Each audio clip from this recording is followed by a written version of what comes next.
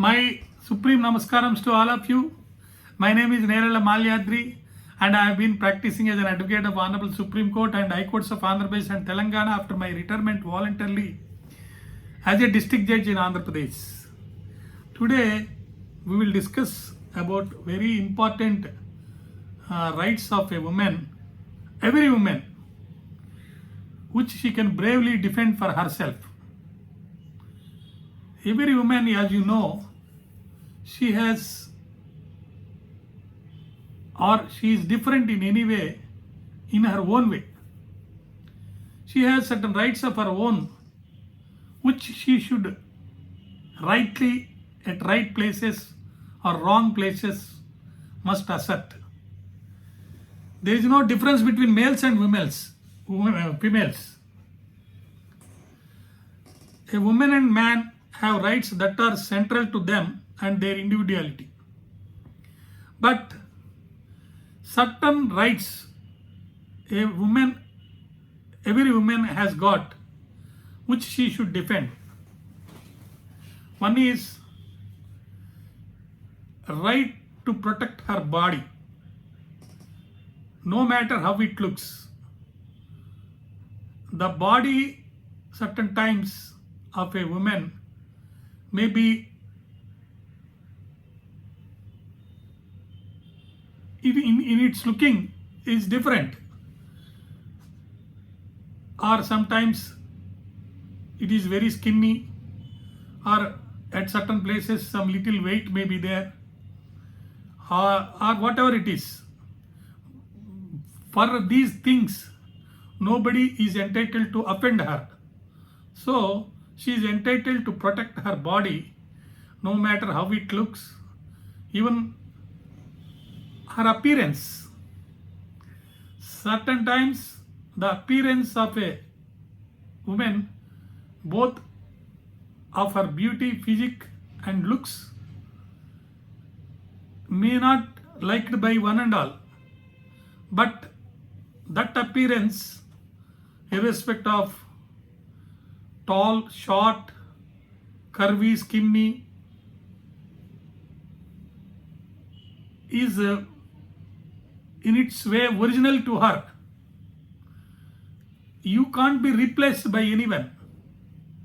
She is entitled to be proud of her own appearance. She is entitled to protect her appearance in whatever way it looks. As I said, that she has to defend at all times when it is questioned by anybody. Her relationship status, certain times she may take divorce, she may not take divorce, she may be in living relationship, or she may like somebody.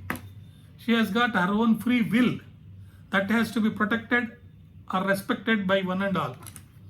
Her judgment and concern over topics, so likes and dislikes, like going to movies or going to temples, or like not entitled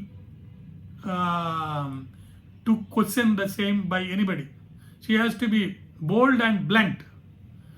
It's not who you are, but it is who you want to be and desire to be. In respect of choice of partner also, always pleasure and freedom has to be given to her to have the right to choose in respect of her relationship and also partnership. The relationships are generally meant for everyone. No one has the right to tell you with whom you have to live, with whom you have to marry, and what standards and both appearances, caste and other creed, religion, financial aspects and other things, how he has to be and all that. Then her want of a relationship. Everyone is allowed a relationship. The same goes for females. A woman cannot be permitted to be criticized on this aspect. Then her denial of relationship. She is entitled to deny her relationship at any time. Nobody can force her to continue her relationship. Then desire for children. Some ladies, they have interest to have children, some doesn't. Some sacrifice the right to beget children. Like, everyone has to respect the views of a lady, and she is entitled to defend her right or such right. Even in respect of happiness or unhappiness of her, she has a right to be happy or unhappy with all freedom which she has.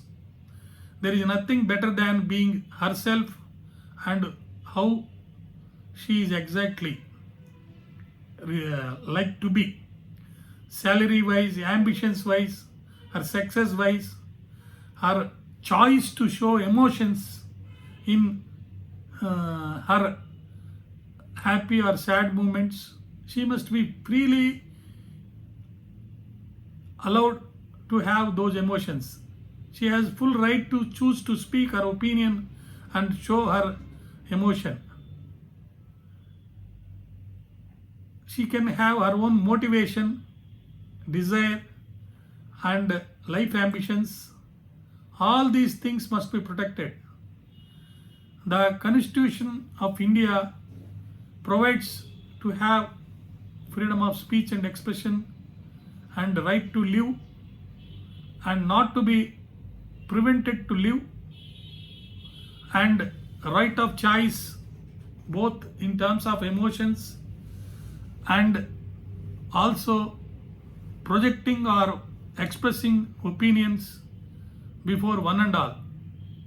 That only will give pleasure of right to life and personal liberty. Otherwise, what will happen? She will not have a clean and happy, peaceful life. She is entitled to have all the constitutional rights, fundamental rights, and civil rights like any other person, like a man. She can't be snubbed. She must be protected. The fundamental rights must be allowed to be freely exercised by her.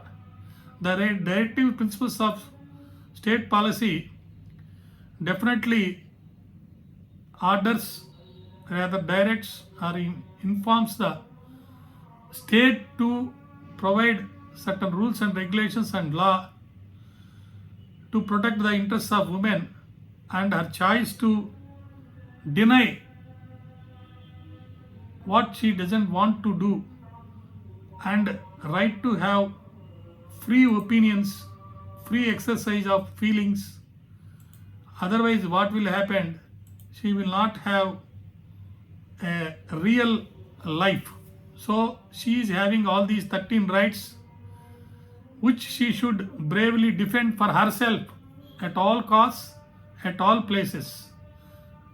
So with this, I say that for the development of this country and world, a woman should be allowed to exercise her right to bravely defend, to protect herself in the interest of the society. Thank you.